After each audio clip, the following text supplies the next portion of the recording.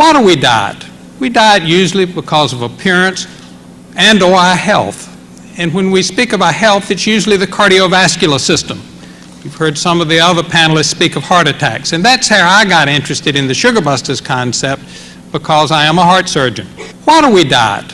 We diet usually because of appearance and or our health. And when we speak of our health, it's usually the cardiovascular system. You've heard some of the other panelists speak of heart attacks. And that's how I got interested in the Sugar Busters concept, because I am a heart surgeon. Why do we diet? We diet usually because of appearance and or our health. And when we speak of our health, it's usually the cardiovascular system. You've heard some of the other panelists speak of heart attacks. And that's how I got interested in the Sugar Busters concept, because I am a heart surgeon. Why do we diet? We diet usually because of appearance and or our health. And when we speak of our health, it's usually the cardiovascular system. You've heard some of the other panelists speak of heart attacks. And that's how I got interested in the Sugar Busters concept, because I am a heart surgeon. Why do we diet? We diet usually because of appearance and or our health. And when we speak of our health, it's usually the cardiovascular system. You've heard some of the other panelists speak of heart attacks. And that's how I got interested in the Sugar Busters concept, because I am a heart surgeon. Now let's look at the nutritional industry in the United States. Through 1998, we are spending $33 billion on diets, nutritional aids, additives, supplements, gimmicks, all kinds of ways to lose weight. We're spending another $50 billion on health care costs directly attributable to obesity. And there's another $23 billion a year being spent annually, or lost, should I say, in wages, compensation, and other forms of remuneration, because people are either in a hospital or going to see a doctor. Now let's look at the nutritional industry in the United States. Through 1998, we're spending $33 billion on diets, nutritional aids, additives, supplements, gimmicks, all kinds of ways to lose weight. We're spending another $50 billion on health care costs directly attributable to obesity. And there's another $23 billion a year being spent annually, or lost, should I say, in wages, compensation, and other forms of remuneration, because people are either in a hospital or going to see a doctor. Now let's look at the nutritional industry in the United States. Through 1998, we're spending $33 billion on diets, nutritional aids, additives, supplements, gimmicks, all kinds of ways to lose weight. We're spending another $50 billion on health care costs directly attributable to obesity. And there's another $23 billion a year being spent annually, or lost, should I say, in wages, compensation, and other forms of remuneration, because people are either in a hospital or going to see a doctor. Now let's look at the nutritional industry in the United States. Through 1998, we're spending $33 billion on diets, nutritional aids, additives, supplements, gimmicks, all kinds of ways to lose weight. We're spending another $50 billion on health care costs directly attributable to obesity. And there's another $23 billion a year being spent annually, or lost, should I say, in wages, compensation, and other forms of remuneration, because people are either in a hospital or going to see a doctor. Now let's look at the nutritional industry in the United States. Through 1998, we're spending $33 billion on diets, nutritional aids, additives, supplements, gimmicks, all kinds of ways to lose weight. We're spending another $50 billion on health care costs directly attributable to obesity. And there's another $23 billion a year being spent annually, or lost, should I say, in wages, compensation, and other forms of remuneration, because people are either in a hospital or going to see a doctor. Now let's look at the nutritional industry in the United States. Through 1998, we're spending $33 billion on diets, nutritional aids, additives, supplements, gimmicks, all kinds of ways to lose weight. We're spending another $50 billion on health care costs directly attributable to obesity. And there's another $23 billion a year being spent annually, or lost, should I say, in wages, compensation, and other forms of remuneration because people are either in a hospital or going to see a doctor. That's over $100 billion a year problem for this country, simply stated because of fat. Now let's put things in perspective.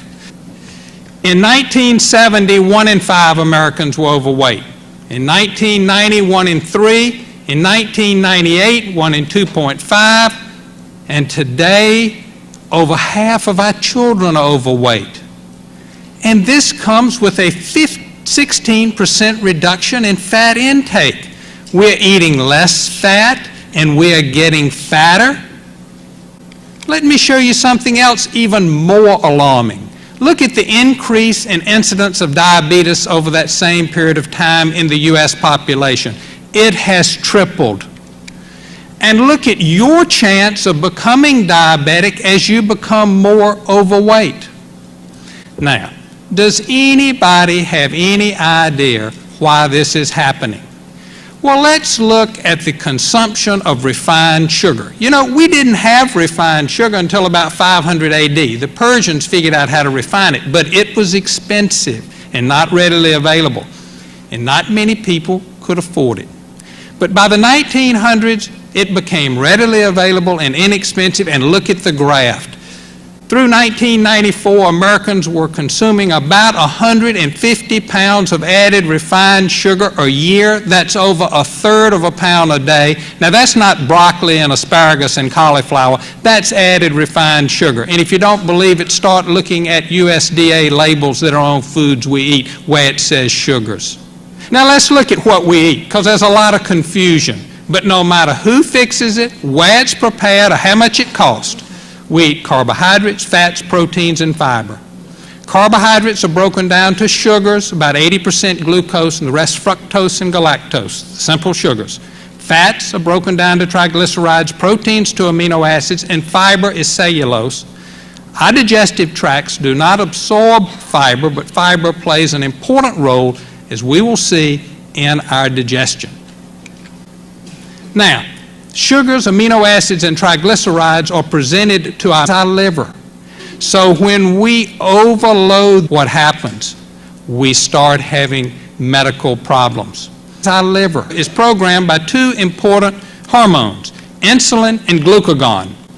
Insulin is secreted by the beta cells of our pancreases in response to a carbohydrate or sugar meal. We cannot live without insulin, but we can live much better without too much insulin. What does insulin do? Well, it facilitates the transport of glucose across the cell membrane so that we can get sugar in the cell for an energy source. It promotes the conversion of glucose to glycogen and fatty acids in the liver, and it promotes the storage of free fatty acids as triglycerides in fat cells. Yes, we start out with sugar, and under the influence of insulin, we end up with fat. Insulin also blocks hormone-sensitive lipase, which helps us burn fat, and insulin stimulates our livers to produce cholesterol. Insulin, or high insulin levels, do 2 other things. They act on our blood vessels to produce aging or arteriosclerosis, and they act on the muscle of our hearts, predominantly our left ventricles, to produce cardiac enlargement or left ventricular hypertrophy. These are 2 things I can tell you you do not want to have. Let's look at glucagon. Glucagon is secreted by the alpha cells of our pancreases in response to a protein meal. It helps us break down glycogen, that first storage form of glucose, and it helps us break down triglycerides or fat to fatty acids. This is the form of fat that we can burn as an energy source. Let's look at what happens to consume sugar, any sugar, all sugar. A few milligrams maintains our blood sugar, which is always kept within a precise range. Several hundred grams is converted to glycogen, which is stored in our livers and muscle, but many kilograms is converted to fat. And remember, it's 2.2 pounds to the kilogram. What is the Sugar Busters diet concept? we want you to eat in a fashion so that you modulate your insulin secretion downward and you modulate your glucagon secretion upward. Now, if you could do this by eating pecan pie and Haagen-Dazs ice cream, so be it, but I can't. Sugar Busters is not anything new. It is an existing way of eating which we have validated with current medical knowledge of biochemistry and physiology. Now let's look at what happens to glucose, insulin, and glucagon after you have a high carbohydrate and after you have a high protein meal. As you would expect, after a high carbohydrate meal, glucose goes up. After a high protein meal, glucose stays relatively flat. Insulin after the high carbohydrate meal goes up, and you would expect that because insulin tracks glucose. After the high protein meal, insulin moves very little. After a high carbohydrate meal, glucagon, which helps you burn fat, is actually depressed. But after the high protein meal, look what happens to glucagon. It goes up. Glucagon helps you burn fat. Is there any scientific verification for the harmful effects of high insulin level? Absolutely. The Bogalusa Heart Study, published in Circulation, one of the most prestigious of medical journals, that the first measurable abnormality in young adults before the onset of hypertension, obesity, diabetes, and symptomatic cardiovascular disease was a rising insulin level. Desprez in the New England Journal of Medicine has shown that high insulin levels carry the same risk factor for coronary artery disease as hypertension, smoking, heredity, and the other accepted risk factors. So what is the practical application of Sugar Busters? We want you to reduce your intake of refined sugared products and processed grain products. Now, processing alters a product to its detriment. Have you ever wondered why they enrich flour? It's because they have stripped out all the beneficial components and they have to put it back in. But look at this, what happens to your blood sugar levels with the same gram equivalent amount of whole grain, cracked grain, coarse grain, and fine white grain. The only difference is they have been processed and fiber has been removed. But look how quickly the processed grain or the fine white grain elevates the blood sugar and thus your insulin level. Now, the glycemic index is a characteristic of a carbohydrate which shows how quickly it is absorbed and causes a rise in blood sugar. They're usually broken into three groups: low, intermediate, and high. This is a glycemic index showing several different foods. You will notice the new potato and sucrose. Sucrose is table sugar. If you were to take a baked potato and scoop out the flesh of the potato and fill the skin with table sugar, you get the same glycemic index as if you eat the potato. The blood sugar goes up just as quickly and insulin tracks it. So the next time you eat that baked potato, think about that. Now, what is the Sugar Busters lifestyle? High fiber vegetables, stone ground whole grains, lean and trimmed meats, fruits, and if you choose, alcohol responsibly and in moderation. Now, Sugar Busters is very concerned about you having too much fat, but we need some fat for the proper function of our bodies. But try to bake, broil, or grill meats rather than deep frying, which involves a fat on oil. And with cooking, pick a cooking oil that is high in mono and polyunsaturated fats and low in saturated fats, such as canola oil. Now, there's some eating patterns you have to follow with Sugar Busters, because if you choose the right foods, you can't eat all you want. You should eat 3 meals a day. Missing meals does not help you lose weight. You should limit liquids with meals because we only secrete a finite amount of digestive enzymes. And if you drink a lot of liquids with a meal, it will dilute these enzymes and make digestion incomplete and indigestion complete. Moderate portions. We give an example in our book about the dinner plate. Everybody knows what it looks like. It's got a round bottom, flanged sides. Your meat and vegetables should fit neatly on the bottom of the plate.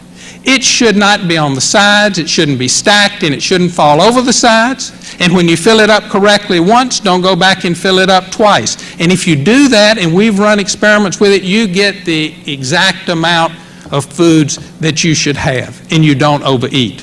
Fruit is a snack because fruit only uses 2/3 of the insulin that many other carbohydrates use. Drink 6 or 8 glasses of water a day. We need plenty of water. Don't drink it with meals. I said a little earlier, avoid potatoes, now beets, corn, and carrots. How can a physician stand up here and tell you not to eat a carrot? What is it about the carrot that's beneficial? It's the beta-carotene, the precursor of vitamin A. Where's the beta-carotene in the carrot? It's the pigment that gives it its color. You can get that same beta-carotene from sweet potatoes, from broccoli, from cauliflower, without having to have the flesh of the carrot, which is pure sugar. Next slide. Alcohol does have some benefits. It increases the HDL2 and 3, the good HDL, and it decreases platelet stickiness and also plasma fibrinogen, which makes the blood less likely to clot. And red wine, having bioflavonoids, gives you the added value of decreasing the oxidized portion of LDL cholesterol, which is harmful. But remember, too much alcohol, you have a car accident and an injury, and you're brain dead, you're just as dead as if you had a heart attack. So the risk-reward ratio for alcohol is U-shaped, responsibly and in moderation if you use it. Women have a couple of problems I would like to mention specifically, although our greatest successes have been with women on sugar busters. Women are more efficient fat storers because for many of their lives they're feeding an infant or unborn child. They exercise less vigorously, and even if they exercise as vigorously, they don't have as big a muscle mass to burn as much food sources. The Achilles heel is that they snack more frequently, and they snack on all the wrong things. And women taking high doses of progesterone will see that they gain weight because progesterone is a vigorous appetite enhancer as well as enhancing fat storage. Exercise is a tremendous component to sugar busters because the first measurable effect of exercise, even before you begin to lose weight, is a lowering of the insulin levels and an increase in insulin sensitivity. I'd like to mention cholesterol quickly. From diet, we may take in anywhere from 0 to 400 milligrams of cholesterol a day. We only absorb 40% of that from our intestinal tract, so that's only 160 milligrams. From synthesis, we manufacture in our livers 500 to 1,000 milligrams of cholesterol a day under the influence of insulin. Insulin activates HMG-CoA reductase, which is the rate-limiting enzyme in cholesterol manufacture. So with lower insulin levels, you manufacture less cholesterol. Next slide. Some before and after pictures. Again, women have been our greatest success stories. Many have lost over 100 pounds. But Sugar Busters is not just for people that want to lose weight, it's for people that want to eat in a healthy fashion. As a heart surgeon, I'm very concerned about the cardiac risk factors, and Sugar Busters has greatly affected those. We haven't done much for heredity, but I've had patients tell me that if they had to do it over again, they would choose different parents, and I've had parents tell me they would choose different children, so that's a wash. Smoking is obviously bad. Slide, please. But high blood pressure, high cholesterol, triglycerides have been greatly benefited. Diabetes has been markedly improved. We have many patients that are now off all medications. Obesity, stress, and obviously we're looking right at sugar. Remember, most fat on our bodies comes from sugar, not fat. And when you go into your grocery store and see low fat, it usually means high sugar, and high sugar is usually high refined sugar. Has Sugar Busters being accepted? With the current magazine Prevention out this month, they looked at some of the newer diets and they picked Sugar Busters as the best. Sugar Busters involves no additives or supplements. It is about eating lean and trim meats, high fiber vegetables, whole grains, and fruits in an effort to modulate insulin secretion and blood sugar levels downward. It is a balanced diet of 45% carbohydrate, 30 to 35% fat, 20 to 25% protein, with more than 25 grams of fiber. It is logical, practical, and reasonable. It does not involve weighing, counting, or measuring. Try, I think you'll like it. Thank you. Thank you, Dr. Bethea.